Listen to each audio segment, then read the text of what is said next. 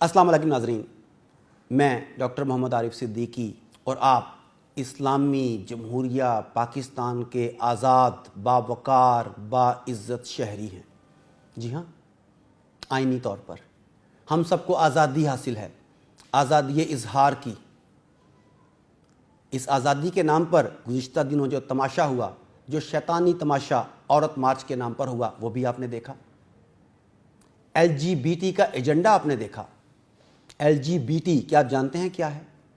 L stands for lesbian, G stands for gay, B stands for bisexual, T stands for transgender۔ یعنی ہم جنس پرست مردوں، عورتوں اور زنخوں کا اجتماع۔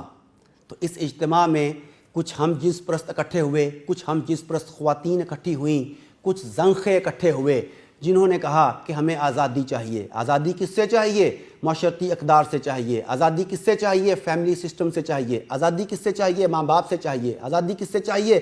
شوہر سے چاہیے۔ آزادی کس سے چاہیے؟ بھائی سے چاہیے۔ یہ آزادی انہوں نے ہم سب سے مانگی، اور حکومت نے انہیں قطعاً نہیں روکا، کیونکہ یہ اسلامی جمہوریہ پاکستان کے معزز باوقار آزاد شہری تھے۔ بتاتا چلوں کہ اس پورے کے پورے پروگرام کو فنڈ کیا گیا۔ فنڈ کس نے کیا؟ ایمنسٹی انٹرنیشنل نے۔ ایمنسٹی انٹرنیشنل کا ویژن 2020 کیا کہتا ہے؟ وہ کہتا ہے کہ وہ 3 بنیادی نکات پر ہمیں کام کرنا ہے۔ نمبر 1، اسقاط حمل۔ اسقاط حمل کو یعنی کہ ایبارشن کو عام کیا جائے، خاتون کو اس کا حق دیا جائے۔ نمبر 2، ہم جنس پرستی کو فروغ دیا جائے۔ نمبر 3، جن ممالک میں سزائے موت کا قانون ابھی تک موجود ہے اسے ختم کروایا جائے۔ تو اس ایجنڈے کے تحت انہوں نے عورت مارچ کو پروموٹ کیا۔ ظاہر ہے کہ جب ہم جنس پرست اکٹھے رہنے لگیں گے، ہم جنس پرستوں کی شادیاں ہوں گی تو بچے نہیں ہوں گے۔ جب لوگ اپنی جنسی تسکین کے لیے ٹرانسجنڈرز کے پاس جائیں گے، زنخوں کے پاس جائیں گے، تو نسل آگے نہیں چلے گی، تو ان کا خود بخود ایجنڈا پورا ہونے لگ جائے گا۔ دیکھیں، ایک بات سوچئے، ایک میزائل بنانے میں ملینز آف ڈالر لگتے ہیں۔ ایک میزائل جب گرایا جاتا ہے تو 4، 5، 7، 8، 10، 20 یا بہت ہوا تو 50 آدمی جہاں بحق ہو جاتے ہیں۔ یعنی ملینز آف ڈالرز خرچ کر کے 30، 40 یا 50 آدمیوں کو اس دنیا سے رخصت کیا جا سکتا ہے۔ جبکہ دوسری طرف یہی ملینز آف ڈالر اگر اس طرح کی NGOs پر لگائے جائیں، لوگوں کی ذہن سازی پر لگائے جائیں، تو ہزاروں بلکہ شاید لاکھوں بچوں کو دنیا میں آنے سے روکا جا سکتا ہے۔ تو سستا سودا تو یہی ہے نا کہ اس طرح کی NGOs پر پیسے خرچ کیے جائیں، اس طرح کی عورت مارچ کے اوپر پیسے خرچ کیے جائیں، LGBT جیسی تنظیمیں بنائی جائیں۔ خیر، اب ہمارے سیکولرز اور لبرلز کیا کہتے ہیں؟ وہ کہتے ہیں کہ یہاں پر ہر کسی کو آزادی حاصل ہے، یہاں پر ہر کسی کو یہ حق حاصل ہے کہ وہ اپنی رائے کا اظہار کر سکے۔ مان لیا، اب اس تصویر کا دوسرا رخ دیکھتے ہیں۔ میں آپ کو ایک ویڈیو دکھانے جا رہا ہوں۔ یہ ویڈیو جامعہ حفصہ کی طالبات کی ہے، جنہوں نے حیا مارچ کے نام پر عورت مارچ کے اگینسٹ اپنا ایجنڈا، اپنا منشور پیش کرنے کی کوشش کی۔ آپ نام سے اندازہ کر سکتے ہیں کہ یہ با پردہ، باوقار، غیرت مند، باحیا خواتین کیا چاہتی ہوگی۔